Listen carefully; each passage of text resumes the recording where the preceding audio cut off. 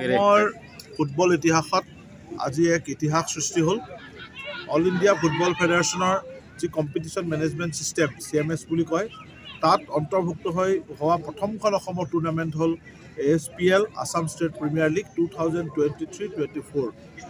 আগতেও 2015 চনত যদিও অসম ফুটবল সন্থাই এনে অসম ষ্টেট প্ৰিমিয়াৰ লীগৰ আয়োজন কৰিছিলে, কিন্তু সেয়া অল ইণ্ডিয়া ফুটবল ফেডাৰেশ্যনৰ যি কম্পিটিশ্যন মেনেজমেণ্ট ছিষ্টেম বা CMS থাকে, সেই পদ্ধতিত হোৱা নাছিল।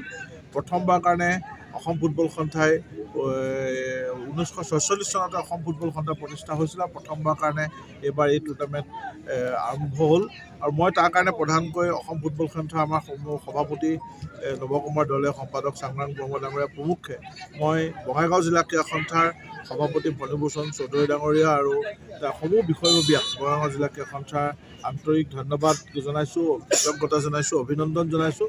তেখেতলোকৰ বঙাইগাঁও জিলা ক্ৰীড়া সন্থাৰ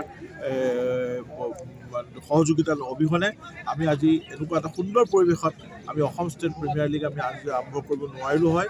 আৰু এইটো কাৰণে ভাল লাগিছে যে অসমৰ চুককোণৰ বিভিন্ন ঠাইৰ এনেকুৱা এটা অঞ্চল নাই, সকলো অঞ্চল সামৰি এইবাৰ মুঠ 8টা দলে অসম ষ্টেট প্ৰিমিয়াৰ লীগত অংশগ্ৰহণ কৰিছে। আৰু ইয়াত আমি উজনি অসমৰ পৰা যদি চাওঁ, উজনি অসমৰ চৰাইদেউ জিলাৰ মৰাণ, যোৰহাট জিলাৰ যোৰহাট টাউন ক্লাব, ঠিক তেনেদৰে আমাৰ কোকৰাঝাৰ, বঙাইগাঁও, ডিমা হাছাও, কাৰ্বি আংলংকে ধৰি ওদালগুৰি সকলো বিভিন্ন জিলাৰ পৰা আমাৰ ইয়াত দলে অংশগ্ৰহণ কৰিছে। আৰু ইয়াত মুঠ 8টা দল আছে। নুমলীগড় ৰিফাইনেৰী লিমিটেডক NRLক আন্তৰিক ধন্যবাদ জ্ঞাপন কৰিছোঁ, কৃতজ্ঞতা জনাইছোঁ যে তেখেতসকল এইবাৰ আমাৰ Assam state premier league 2023-24 official sponsor হিচাপে আছে। ইয়াৰ লগত জড়িত সমূহ বিষয়ববীয়া কাৰ্যকৰ্তা আমাৰ আজি বঙাইগাঁও জিলা ক্ৰীড়া সন্থাৰ অন্তৰ্গত বেতবাৰী সুৰভি সংঘৰ এই যি খেলপথাৰ, তাত এটা আপোনালোকে সকলোৱে দেখিছোঁ, অতি সুন্দৰ পৰিৱেশত আমি আৰম্ভ কৰিছোঁ। আৰু অসমত এইবাৰ এনেদৰে এটা ইতিহাস ৰচনা কৰাৰ ক্ষেত্ৰত সহায় সহযোগিতা আগবঢ়োৱা সকলোকে আন্তৰিক ধন্যবাদ জনালোঁ। অহা 2 মাহ ধৰি আছাম ষ্টেট প্ৰিমিয়াৰ লীগ চলি থাকিব আৰু অল ইণ্ডিয়া ফুটবল ফেডাৰেশ্যনৰ ওচৰতো আমি কৃতজ্ঞ, তেওঁলোকে অনুমতি দিলে।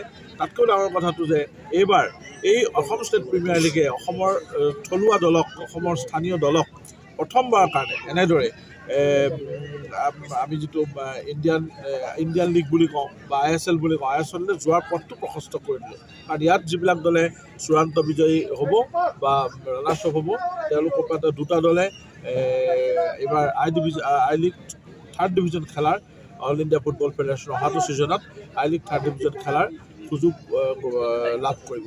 মই সকলোকে পুনৰবাৰ ধন্যবাদ জনাইছোঁ।